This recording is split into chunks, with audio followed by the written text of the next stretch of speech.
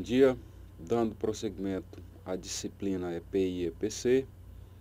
Hoje vamos para a terceira unidade que fala sobre a NR6, que são os equipamentos de proteção individual, cores e sinalização de segurança, que é a NR26, e a NR35, trabalhos em altura, especificamente relativa a equipamentos de proteção individual para os trabalhadores. Essa aula vai ser composta de NR6, equipamento de proteção individual, cores e sinalização na indústria, NR35, trabalhos em altura, especificamente equipamentos de proteção individual. De acordo com a NR6, a empresa é obrigada a fornecer aos empregados gratuitamente os EPIs, adequado ao risco a quais estão expostos, em perfeito estado de conservação e funcionamento, considerando as seguintes circunstâncias. Sempre que as medidas de ordem geral não ofereçam completa proteção contra os riscos de acidente do trabalho ou de doenças profissionais e do trabalho. Enquanto as medidas de proteção coletiva estiverem sendo implementadas e para atender situações de emergência. O EPI de fabricação nacional ou importado só poderá ser posto à venda ou utilizado com a indicação do Certificado de Aprovação, CA, que é expedido pelo órgão competente em matéria de segurança e saúde do trabalho do Ministério do Trabalho e Emprego. É de responsabilidade do SESMIT, ouvida, é lógico, a CIPA, a Comissão Interna de Prevenção e Acidentes, e dos trabalhadores usuários, recomendar ao empregador o EPI adequado ao risco às quais os trabalhadores estão expostos. De acordo com a NR6, é de responsabilidade do empregador, com relação aos equipamentos de proteção individual, adquirir o adequado risco de cada atividade, exigir o seu uso, fornecer ao trabalhador somente o EPI com o CA, logicamente emitido pelo órgão nacional competente em matéria de segurança e saúde do trabalho. Orientar e treinar o trabalhador sobre o uso adequado com relação à sua guarda e conservação, e substituir imediatamente quando danificado ou extraviado. Responsabilizar-se pela higienização e manutenção periódica. Comunicar ao Ministério do Trabalho e Emprego qualquer irregularidade observada e registrar o seu fornecimento ao trabalhador, podendo ser adotado diversos métodos, como livros, fichas ou sistemas eletrônicos. Mas os trabalhadores também têm obrigações, dentre elas, usar apenas para a finalidade a que se destina, responsabilizar-se pela guarda e conservação, comunicar ao empregador qualquer alteração que o torne impróprio para o uso e cumprir as determinações do empregador sobre o uso adequado do EPI. Com relação aos fabricantes ou importador, as responsabilidades são as seguintes: cadastrar-se junto ao órgão nacional competente em matéria de segurança e saúde do trabalho, solicitar a emissão do CA, o Certificado de Aprovação, ou a sua renovação, quando vencido o prazo de validade estipulado pelo órgão nacional competente em matéria de segurança e saúde do trabalho. Requerer um novo CA quando houver alteração das especificações do equipamento que foi aprovado anteriormente. Responsabilizar-se pela manutenção da qualidade do EPI que deu origem ao certificado de aprovação. Comercializar ou colocar à venda somente EPI portador de CA. Comunicar ao órgão nacional competente em matéria de segurança e saúde no trabalho quaisquer alterações dos dados cadastrais fornecidos. Comercializar o EPI com instruções técnicas no idioma nacional, ou seja, em português, orientando a sua utilização, manutenção, restrição e demais referências com relação ao seu uso. Fazer constar no EPI o número do lote de fabricação, providenciar a avaliação da conformidade do EPI no âmbito do CIMETRO, quando for o caso. E, por último, fornecer as informações referentes aos processos de limpeza e higienização dos seus EPIs, indicando, quando for o caso, o número máximo de higienizações que o EPI suporta. Com relação ao CA, o certificado de aprovação dos EPIs, é o número obrigatório registrado no equipamento que garante que o EPI foi testado e aprovado pelo órgão competente do MTE.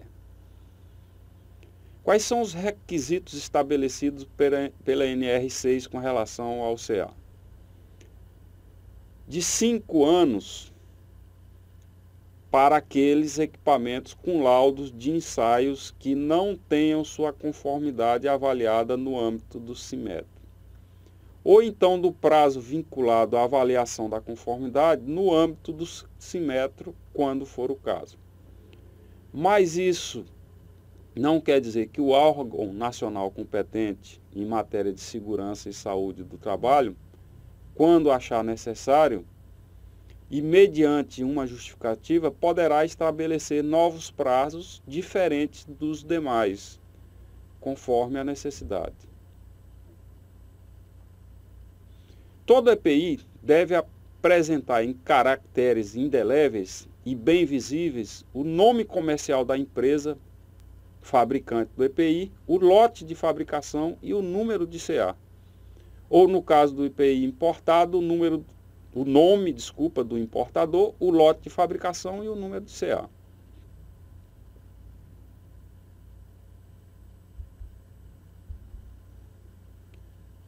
Em seguida, vamos falar um pouco sobre os equipamentos de proteção auricular. Os protetores auricular, que é um EPI, são equipamentos de proteção destinados a proteger o trabalhador em situações de ruído, que estão acima do permitido pela NR15. Esses protetores auriculares são basicamente fornecidos em 2 tipos, principalmente os de inserção e os de conchas, conforme as figuras dos slides. Os protetores de inserção podem ser descartáveis e não descartáveis. Podem ser pré-moldados ou então moldáveis, dependendo da necessidade de cada caso. A escolha adequada de cada protetor é de fundamental importância para a proteção do trabalhador e devem obedecer uma tabela de vantagens e desvantagens para cada tipo de aplicação, conforme o seu fator de proteção. Essa tabela de comparação está exposta no slide aí no quadro 14.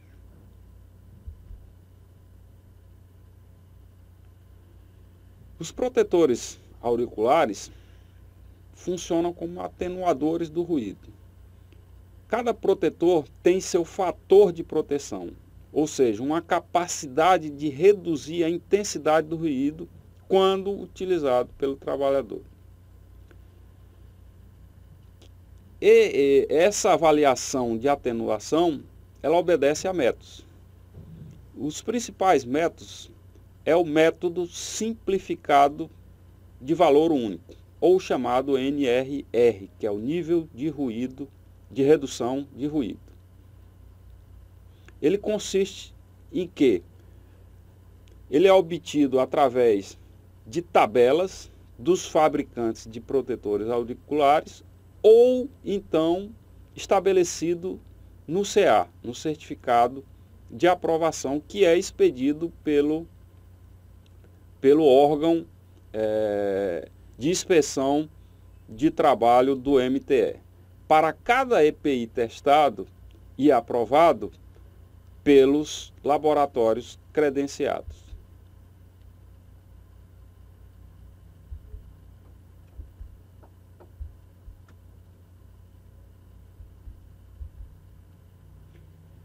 Cores e sinalização de segurança.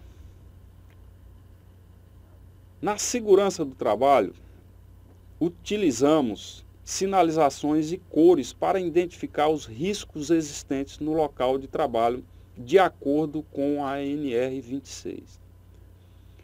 De acordo com a Associação Brasileira de Normas Técnicas, a ABNT, cada cor deve ser empregada para uma situação específica de exposição a riscos dos trabalhadores. Qual é a importância das cores na segurança do trabalho? Essas cores, que são empregadas para identificar os equipamentos de segurança e delimitar áreas, identificar tubulações empregadas para a condução de líquidos e gases inflamáveis e advertir contra riscos. Então, através dessas cores é muito mais fácil para o trabalhador identificar as situações de riscos às quais possam estar expostos.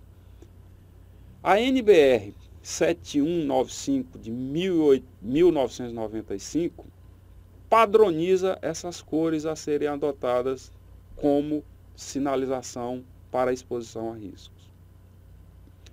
As principais cores adotadas segundo a NBR 7195 são o vermelho, o alaranjado, o amarelo, o verde, o azul, o púrpura, a branca e o preto.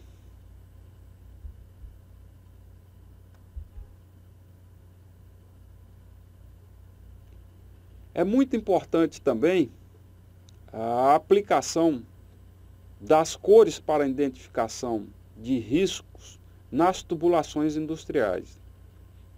O seu objetivo é diferenciar as tubulações que conduzem diferentes tipos de fluidos, material fragmentado e condutores elétricos. A norma que trata dessas cores especificamente para tubulações é a NBR 6493, que fala especificamente sobre o emprego das cores para a identificação de tubulações. Em seguida, nós temos uma figura com as principais aplicações das cores e em tubulações referente aos riscos e aos fluidos que estão sendo conduzidos por essas tubulações. Podemos citar aqui como as principais: azul para ar comprimido, amarelo para gases não liquefeitos, cinza claro para vácuo, cor de alumínio para gases liquefeitos, inflamáveis e combustíveis de baixa viscosidade. E as demais que vocês podem olhar detalhadamente na figura. Com relação à sinalização de segurança, também devemos dar uma ênfase na sinalização escrita ou com ilustrações, que são sinalizações por meio de placas e que proporciona um aumento da condição de segurança se for utilizado frases escritas e figuras, proporcionando uma melhor visualização por parte do trabalhador. O alerta visual é a primeira informação de perigo captado pelo cérebro quando a pessoa se aproxima do risco, fazendo com que a pessoa comece a ter atitudes preventivas. Nós temos a figura 17.2, com exemplo de placa sinalizando o cuidado com início automático de equipamentos em funcionamento. prevenindo a aproximação dos trabalhadores. A NR35 é apropriada para o trabalho em altura e ela estabelece os requisitos mínimos e as medidas de proteção para esse tipo de trabalho, elencando desde o planejamento até a execução, dessa forma garantindo a segurança e saúde de quem está diretamente envolvido ou indiretamente nesse tipo de atividade. Quais são as principais obrigações do empregador? Ele é responsável pela implementação das medidas protetoras, ele deve garantir a realização da análise de risco, ele deve garantir ao trabalhador informações atualizadas sobre os riscos e as medidas de proteção que devem obedecer para a realização do trabalho em altura. E em qualquer situação de risco não prevista, ele deve garantir a suspensão imediata do trabalho. Uma pessoa só deve exercer o trabalho previsto na NR35 se for capacitado, ou seja, se tiver recebido treinamento. Os treinamentos devem ser no mínimo de 8 horas de duração e deve ser realizado no mínimo a cada 2 anos. Ou então quando houver necessidade de novo treinamento por motivos como novos procedimentos, retorno do trabalho após 90 dias de afastamento, ou houver mudança na empresa, ou seja, nos procedimentos operacionais da empresa. É lógico que pelo treinamento o trabalhador deve receber um certificado, ficando uma cópia na empresa. A norma 35, a NR35, ela também deve garantir,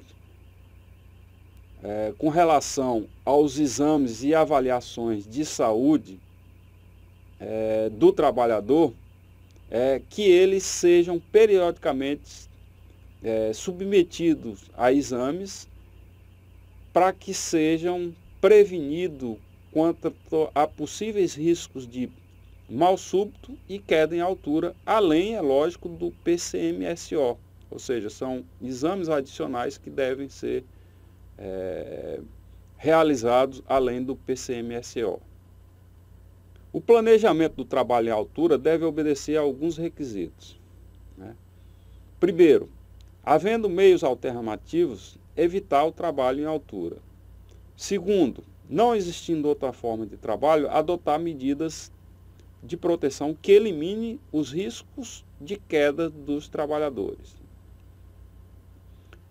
Terceiro, quando o risco de ocorrer queda de fato existir, adotar medidas que minimizem as consequências da queda.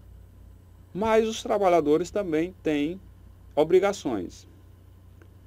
Eles devem cumprir as regulamentações pertinentes às atividades, né, elencadas por essa norma.